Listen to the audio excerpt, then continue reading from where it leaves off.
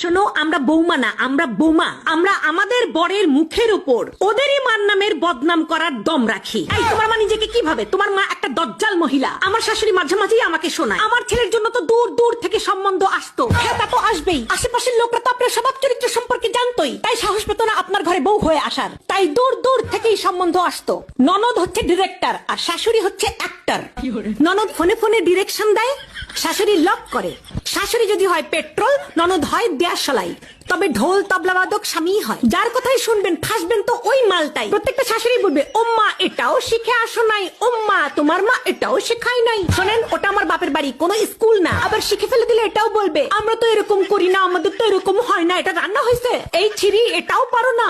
আরে এত সমস্যা যখন নিজে গিয়ে করেন, বৌমা বাড়িতে আসার পর দেখবেন ওরা আর কোনো কাজ করতে পারে না। তাহলে আগে এই কাজগুলো কে করতো? আমি বুঝি না, উনি শাশুড়ি নাকি স্কুলের প্রিন্সিপাল?